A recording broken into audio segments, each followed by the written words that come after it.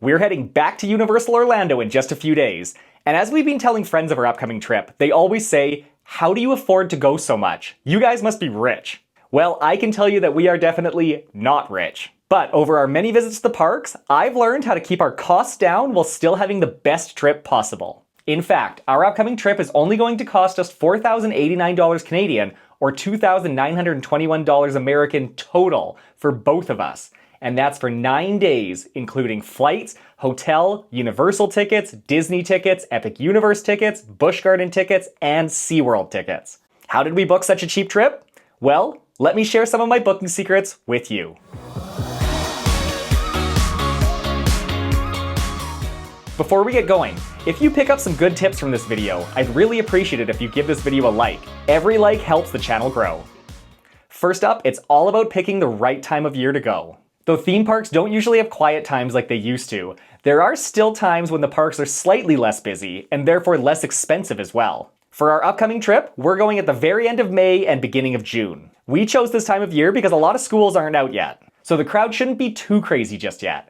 Last year, we went in the second week of June and it was right when a lot of schools got out. So this year, we're trying to beat that rush.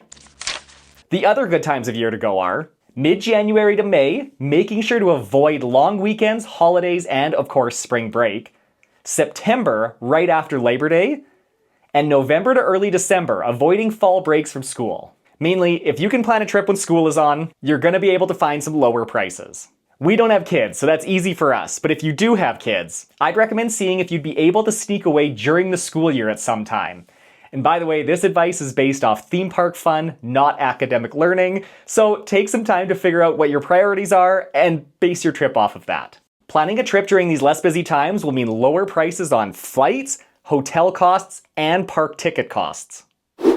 Okay, let's talk about how to get there. Since we live all the way up in Western Canada, we obviously have to fly to Orlando. And since we like to travel, I have a credit card that builds up airline points. I put almost everything on credit card to get as many points as possible, and then make sure to pay it off as quick as possible because accruing debt is not part of the budget plan. This way, when it comes to book our flights, I have some free money to use to offset the costs. For our latest trip, I found round-trip flights that cost us $764 Canadian or $546 American. I was able to use 375 WestJet dollars, so that reduced our flight cost to $389 Canadian or $278 American.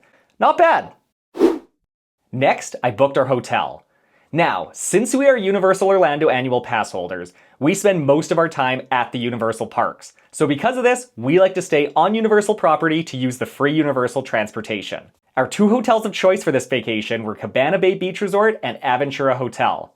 Now, as UOAPs, we get discounts on these hotels. However, I always like to check those hotel booking sites to see if there's any better deals. And this time, I found deals that were actually better than the UOAP discounts on these hotels. When I first booked our hotel, I booked Aventura for 9 nights at $19.57 Canadian or $13.98 American, which works out to about $217 Canadian or $155 American per night, which isn't a bad price. However, I made sure to book a room with free cancellation just in case if a better rate came up. And lo and behold, better deals did keep coming up. I first booked our hotel in February, but over the whole month of March, hotel prices just kept coming down and down and down. So I kept canceling my reservation and rebooking at the better rate, flipping back and forth between Cabana Bay and Aventura. I canceled and rebooked literally 15 times, but we now have ended up at Cabana Bay with a final hotel cost of $13.31 Canadian or $951 American, which works out to $148 Canadian or $106 American per night. If you're keeping track, that means we saved $626 Canadian or $447 American. Totally worth checking the hotel costs on a semi-regular basis to see if there's any better hotel deals that keep coming up. Okay, now that we have our flight and hotel booked, it's time to look at our daily itinerary. As I mentioned, we have our UOAPs, so we knew we would be spending the majority of our time at the Universal parks. But being huge Disney fans and huge coaster fans, we knew we wanted to spend some time at some of the other parks as well. Let's break down our theme park ticket costs. First up, our annual passes. Because we go to Universal multiple times a year, getting an annual pass is actually cheaper for us compared to buying individual ticket packages each visit. For the sake of our trip coming up, here's how I broke down our UOAP costs. Our UOAP preferred passes cost a grand total of $17.05 Canadian or $12.18 American. I figure we are going to spend about 7 days at the Universal Parks this trip and probably about 5 days on our next trip. So if I divide the cost by the days, that works out to a total cost of 995 Canadian or 710 American for this upcoming trip, or 142 Canadian or 101 American per day. If we spend more days overall in the parks over this year, then that price comes down even more. The one thing we did have to buy separately is our Epic Universe tickets. For this trip, we're going to spend 1 day at Epic, and with our UOAP discount on the tickets, that will cost us $450 Canadian or 324 American. If you don't have annual passes, make sure to keep your eyes peeled for ticket deals. This doesn't just go for Universal Parks, but for all the parks. Right now, Universal is currently offering a deal where if you buy a 3-day ticket, you get 2 days free. And the best part of this deal, it is not only for Universal Studios Florida and Islands of Adventure, but it includes Epic Universe as well. And if you're a water park fan, you can add on Volcano Bay as well. And if I can chime in, I would totally recommend adding Volcano Bay in, as it is the best water park in the world, in my opinion. For interest's sake, a 3-day plus 2 days free 4-park with park-to-park tickets starts at 650 Canadian or 464 American, which works out to about 130 Canadian or $93 American per day.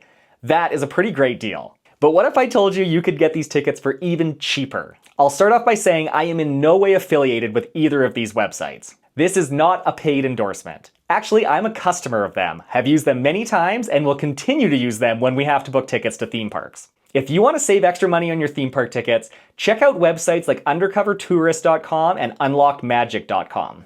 These sites are able to sell these tickets because they have official partnerships with the parks. They purchase tickets in bulk to get a wholesale discount, and then they pass that discount on to us. It's important to check both of these sites because they can have some unique deals that can benefit you depending on where you want to go and for how long. Currently, Undercover Tourist is offering the same Universal ticket deal that is on the Universal website, but for $54 American less.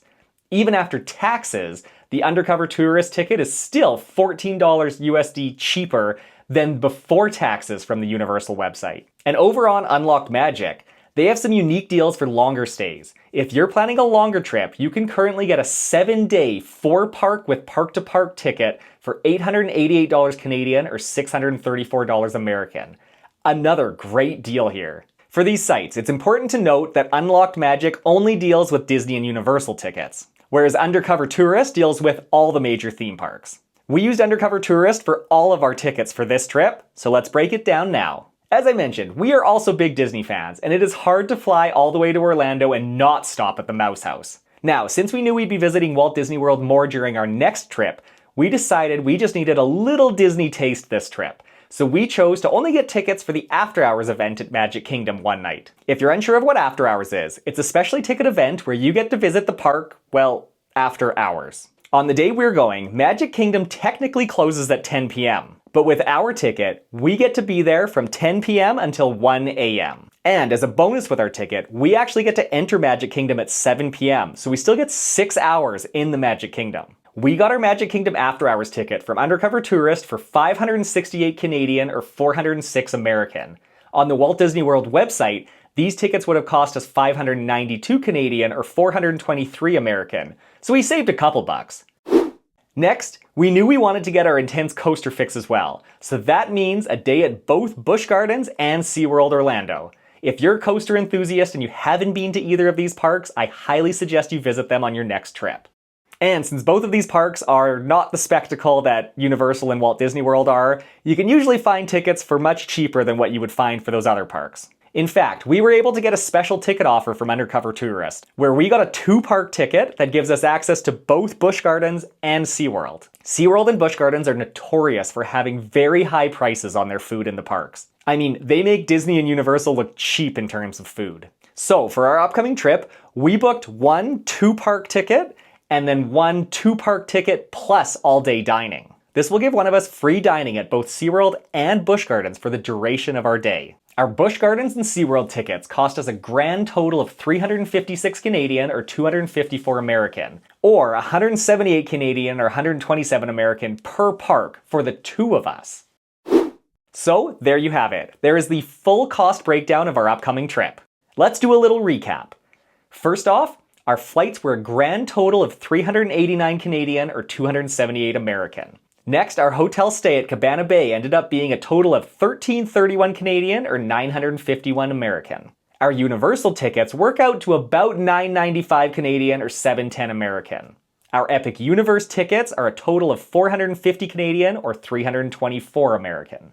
Our Magic Kingdom After Hours tickets put us back 568 Canadian or 406 American. And our Busch Gardens and SeaWorld tickets cost us 356 Canadian or 254 American. This gives us a grand total of 4,089 Canadian or 2,921 American.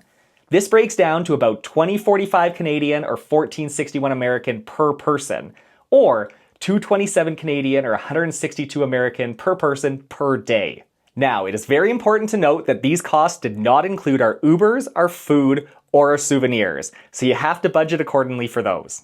Our advice is to make sure you take advantage of the refillable freestyle cups when on Universal property and minimize your sit-down restaurant time. One trick we do is we actually bring along Tupperware containers so we can package up any of our unfinished meals. These make for great late night snacks and actually end up saving us a decent amount of money. Okay, now that is everything to do with our upcoming trip. We get to do everything we wanted, including staying on site, and it still fits within our budget. Let me know what you think of these budget-friendly tips, and let me know if you have any tips of your own. Leave them in the comments below. Thanks for taking the time to watch this video. If you enjoyed this video, please give it a like, and if you want more theme park content, please subscribe.